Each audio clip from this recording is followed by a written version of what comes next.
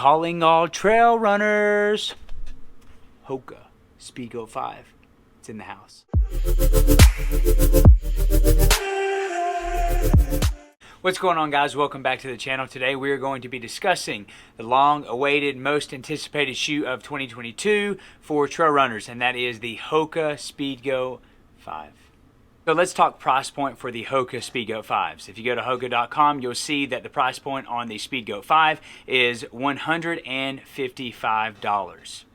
Additionally, Hoka offers this shoe in 3 different color schemes, and the schemes you have duffel bag, Fiesta, and blue coral.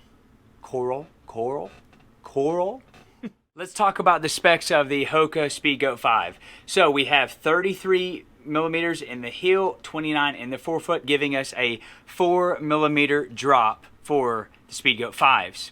Now, concerning the weight of the shoe, I wear men's 10.5, and as I weighed it, it came out to be 10.6 ounces or 301 grams. So men's 10.5, 10.6 ounces, 301 grams.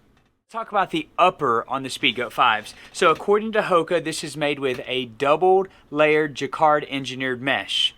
Doubled layered jacquard engineered mesh. That jacquard word again. So it is apparently a lot more breathable, super lightweight. And I wanted to compare it to the Speedgoat 4s, which is super thick. I mean, this is a thick boy. Like, this is a biggin'. And massive difference when it comes to the breathability, when it comes to actually what is offered. So as Hoka had said that the Speedgoat 5 was going to be a half an ounce lighter, it's really easy to tell why. The difference in the uppers. The upper on the Speedgoat 4 is super heavy, thick, and not really breathable. But the Speedgoat 5, very lightweight, not flimsy, but very breathable, and I like it. Another contributing factor, I think, to the half ounce lighter that the Speedgoat 5 offers is, I think, on the tongue. So if you look at the tongue on here, you'll notice that it's a lot more breathable and it's a lot thinner, and it is kind of like a gusseted tongue. Versus on the inside of this one, oops, dropped it. It is not as breathable, and it is kind of just congested all through here. So not as breathable, a little bit more durable and thick, which I think is the reason why the Speedgoat 4 is heavier. But over against the Speedgoat 5, the tongue seems to be a little bit more narrow and breathable, which is a good thing. You don't want your feet getting hot. So as we begin to go down the shoe from the upper down into the midsole, we are told that Hoka has now implemented a compression molded foam midsole. It is supposed to be lighter, and it is supposed to be just as good. I love lighter, but I hope that the durability is still there, that it would last. And I can say from my own personal experience, it felt like the Speedgoat Evo underfoot. It was very cushiony, and yet I still had the rocker effect, and I was still being thrust forward. So hopefully over time, time will tell if the midsole, the compression molded foam midsole, will continue to last like the others have in the past.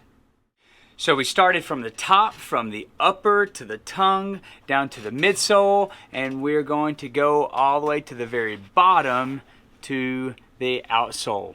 And we have, as you can see, the Vibram Mega Grip on the bottom. And Hoka says on the website that the grips were increased to 5 millimeter. So let's see if you can kind of see just how thick these boys are. That is a thick boy right there. That's a big one. And yet, if we want to compare it over to the Speedgoat 4s, the lugs, because on the bottom it says the Vibram Mega Grip as well, but yet the lugs are not near as high, and obviously mine are completely wore down.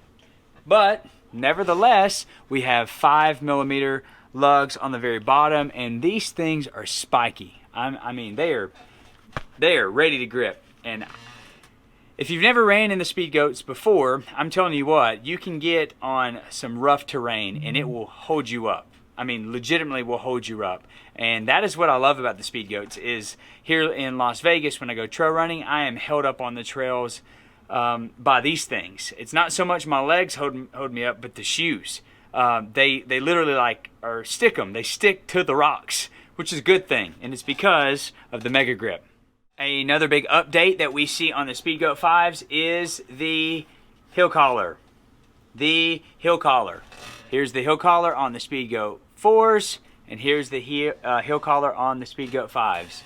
It's a big trend that Hoka is doing on all their shoes. Right back here, you got a wonderful heel collar. It looks just kind of like, if you were to cut it out right there, it looks like the Mach 5 and Mach 4, and that's what we have on the Hoka Speedgoat 5s. A wonderful heel collar. I loved it. I had no issues getting a good lockdown. My heel didn't slip out. It actually perfectly sat in there great, and I'm very thankful for this upgrade on this shoe. From lighter weight, lighter laces, a revamped upper, an updated tongue, an updated midsole, increased Mega Grip with the lugs, the traction lugs, the Hoka Speedgoat 5 seems to be a completely different shoe, and yet it has taken the best of the Speedgoat 4s and the best of the Speedgoat Evos, and it has literally produced a shoe that I think that will be the best trail running shoe of 2022. For me, the Speedgoat 5 is definitely something that I will continually use throughout my training, and I am going to implement it in all my different training trail runs, and I highly recommend it. It was comfortable underfoot, very cushiony. I took it out on very technical trails and terrain, and yet it did an excellent job, and I was still able to pick up the pace when I needed to. Guys, thank you so much for tuning in. I hope you found the content helpful. And if you would, comment down below if you have any questions, thoughts, concerns. I would love to hear your opinion, hear what you think of the Hoka Speedgoat 5s. And if you would, hit the like button and subscribe. And as always, guys, until next time, aim high.